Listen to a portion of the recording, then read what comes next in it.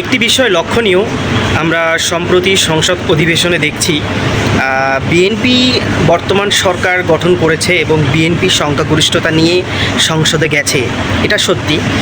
কিন্তু আমরা দেখতে পাচ্ছি বিএনপিতে এমন এমন ক্যান্ডিডেট দেওয়া হয়েছে, তারা হয়তো বিএনপির যে একটা ব্যাপক চাহিদা ছিল সেই চাহিদার উপরে ভিত্তি করে জনগণের ম্যান্ডেট নিয়ে তারা বিজয়ী হয়ে সংসদে এসেছে। সব কিছুই ভালো, সব কিছু ঠিক আছে, কিন্তু আমরা দেখতে পাচ্ছি বেশ কয়েকজন সংসদ সদস্য সে নিজে হাঁটতে পারে না, সে নিজে চলতে পারে না, হুইল চেয়ারে করে সে সংসদে আসতে হচ্ছে, সে ঠিকভাবে উঠে দাঁড়িয়ে বক্তৃতা দিতে পারছে না, জনগণের কথা সংসদে উপস্থাপন করতে পারছে না।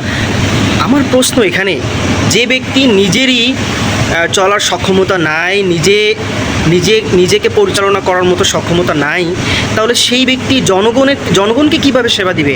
সে ব্যক্তি জনগণের দৌড়ে দৌড়ে পৌঁছে কিভাবে সেবা দিবে এবং জনগণের কথা কিভাবে সবার সামনে তুলে ধরবে? আমার প্রশ্ন এখানে। আমি সম্মানের সহিত বলছি, আমি সমবেদনা জ্ঞাপন করছি, কিন্তু কথা হচ্ছে সুস্থ সবল যে ব্যক্তি পায়ে হেঁটে জনগণের দ্বারে দ্বারে যেতে পারবে, তার সমস্যা শুনতে পারবে, সমাধানের একটা পথ খুঁজে দিতে পারবে, এমন একজন ব্যক্তিকে কি সংসদ সদস্যের টিকিটটি দেওয়া উচিত ছিল না? আমি সমবেদনা জানাচ্ছি।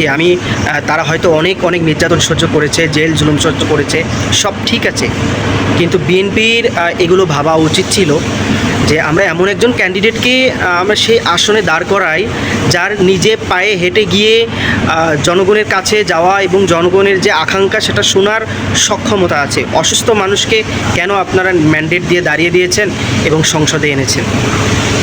এটা বেশ একটু অবাক করে যে বিএনপির মতো এত বড় একটা দল যারা সংখ্যাগরিষ্ঠতা নিয়ে সংসদে সরকার গঠন করলো, তাদের দলের মধ্যে এরকম অক্ষম ব্যক্তিরা সংসদ সদস্য হয়ে বসে আছে। খুবই দুঃখজনক ব্যাপার।